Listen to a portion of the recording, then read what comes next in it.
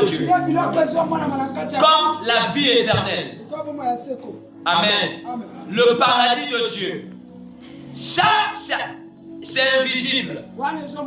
C'est par la foi que nous aurons accès à l'éternité.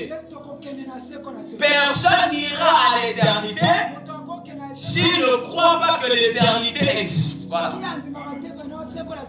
Oh, tu me donnes pas le même. La vie éternelle existe que dans le monde de la foi. Parce que celui qui détient la vie éternelle, c'est le Christ. Et le Christ est invisible. Maintenant, c'est par la foi que nous croyons que le Christ est visible. C'est notre foi qui rend Dieu visible. Je le répète. C'est notre foi qui fait apparaître Dieu. Je le répète.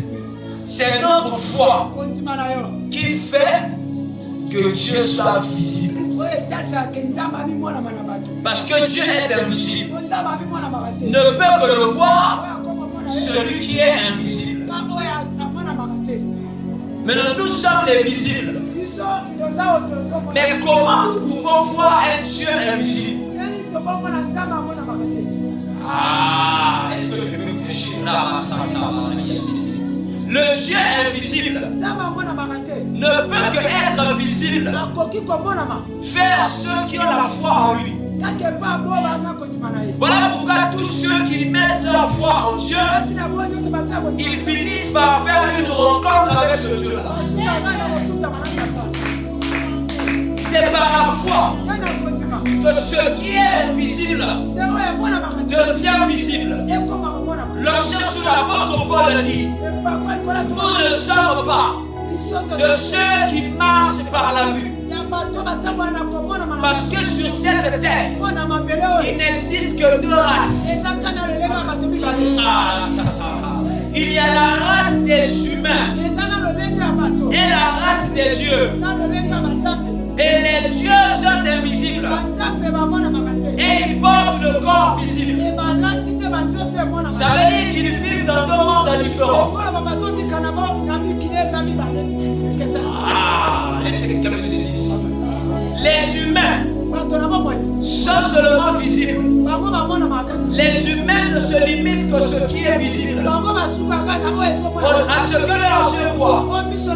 Voilà pourquoi tous les humains, pour croire en quelque chose, ils doivent voir. Mais différent des dieux. Les dieux, eux, ils ne voient pas. Ils savent que ce qu'ils ne voient pas là existe réellement. Voilà pourquoi si tu es chrétien, tu dois faire très attention avec la révélation que tu viens de Dieu. Dieu est esprit. Et ceux qui doivent l'adorer en esprit. Pour adorer Dieu en esprit, il faut être esprit. Pour être esprit, il faut naître de l'esprit. Amen. Est-ce que je peux prêcher ici? C'est ça le mystère. Amen. Amen. Donc le Dieu que je te présente ce matin, c'est pas un Dieu qu'on peut toucher.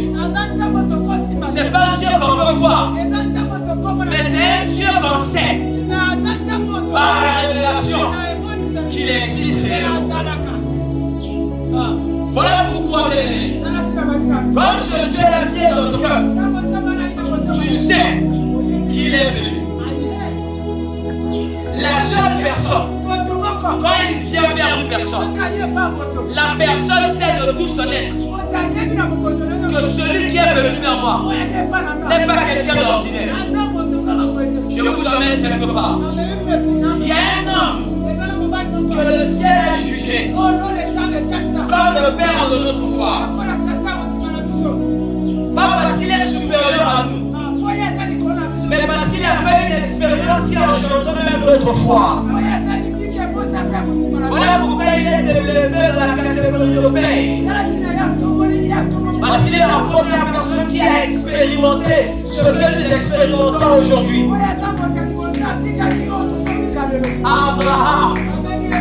Il fallait s'attaquer à Cameroun, c'est l'homme les gens qui sont là.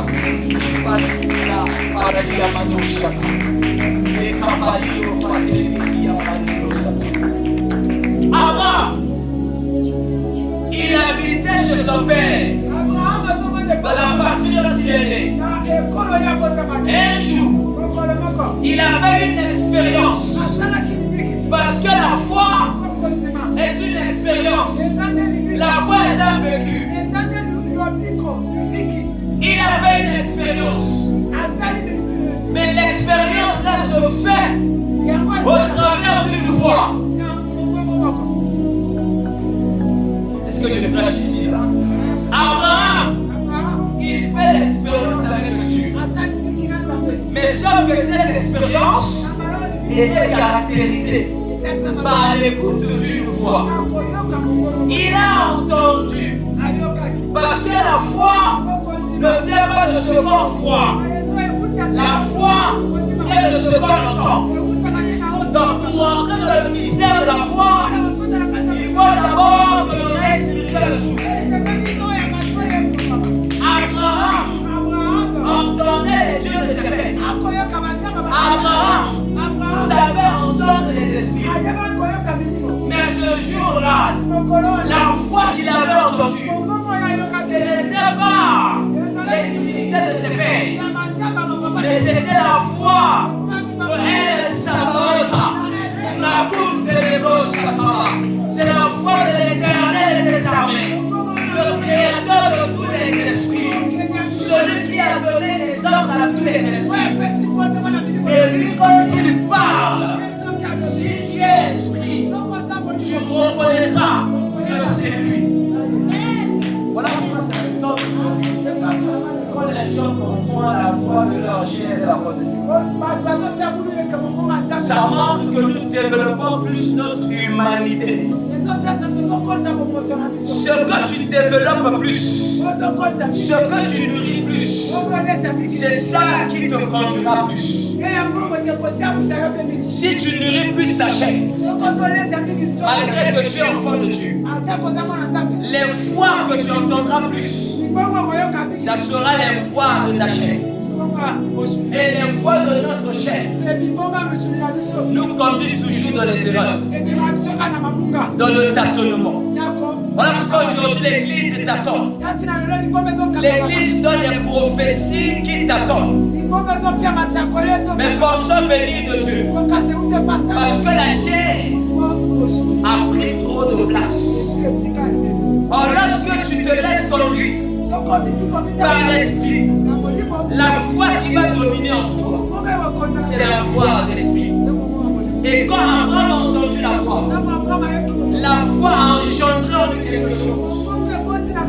La foi a engendré en lui la foi. Oh, la foi veut simplement dire la confiance totale en Dieu.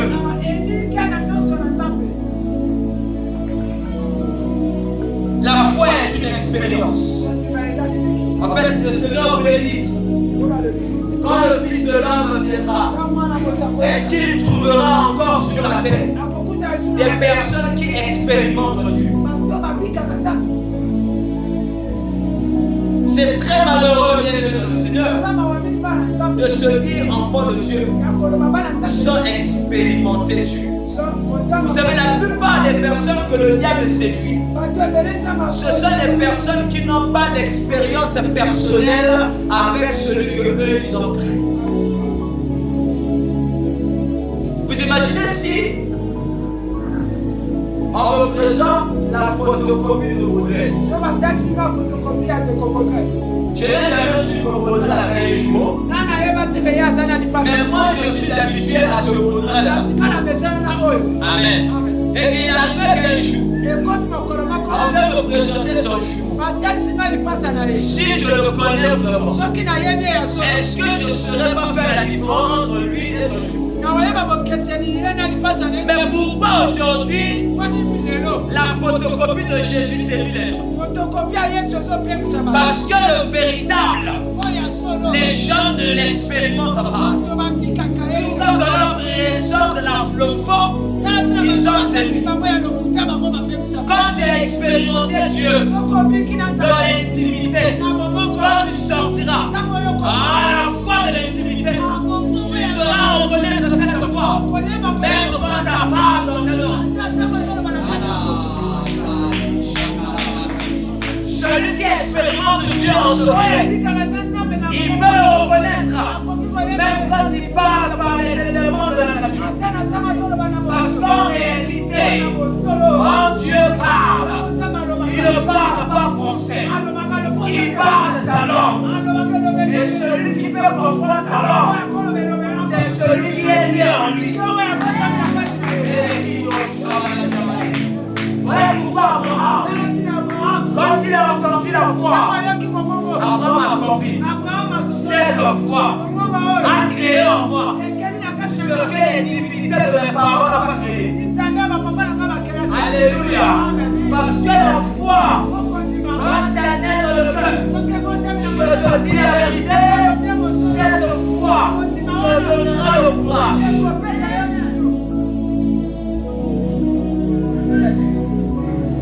La foi. Il est temps qu'on parle plus de ça. Du retour de Christ, de l'enlèvement, de la sanctification, l'amour et la paix, tout ça. Est-ce que tu as la foi ce matin? Bien, tu es venu juste parce que c'est dimanche. Arrêtez d'aller dans les assemblées parce que vous êtes habitués. Arrêtez bien de mettre dans le Seigneur. De fréquenter les pasteurs parce que vous les connaissez. Parce que le temps est arrivé où chacun de nous doit faire l'expérience avec Dieu pour ne pas être séduit. Tu vas rencontrer quelqu'un dans la rue qui viendra te donner les paroles, soi-disant venus de Dieu, mais ça va semer en toi le trouble. Pourquoi les gens sont flattés par les prophéties aujourd'hui? Parce que vous-même, vous n'êtes pas prophète. Un prophète n'est pas flatté par la prophétie parce que lui-même il est prophète. Un prophète n'est pas flatté par les prophéties parce que lui-même il est la prophétie.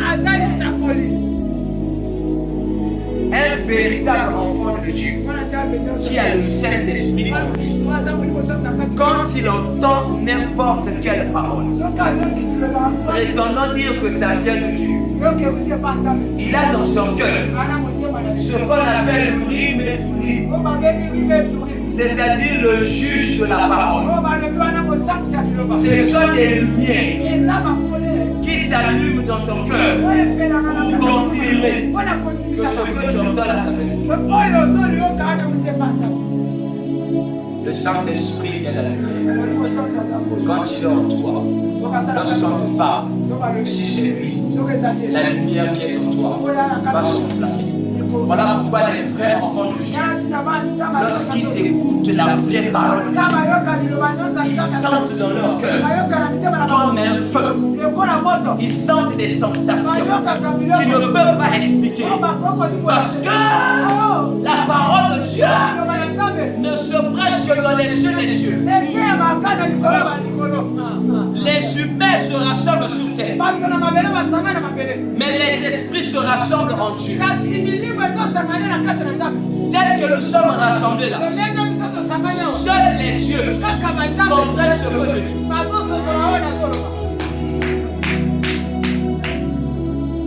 Le monde amène bien. Ici au son de la trompette, j'ai eu le témoignage de mon fils que Dieu te bénisse. Il dit nous sommes les rares des personnes sur le de la foi qui consomment encore la bonne nourriture. Parce qu'en ce temps-ci, vous voyez, il y a des gens qui disent même que parce que la Bible a mon âme, j'entends ça. Il y a des gens quand ils viennent ici, ils attendent que je leur dise Pasteur, lève-toi. Regardez, le prophète n'est pas prophète parce qu'il prophétise. Ce qui fait du prophète prophète, ce n'est pas ce qu'il dit, c'est ce qu'il est. Je le répète. Ce qui fait d'un prophète un prophète, ce n'est pas ce qu'il dit, c'est ce qu'il est d'abord. Si ce qu'il dit ne provient pas de ce qu'il est, ça te dit.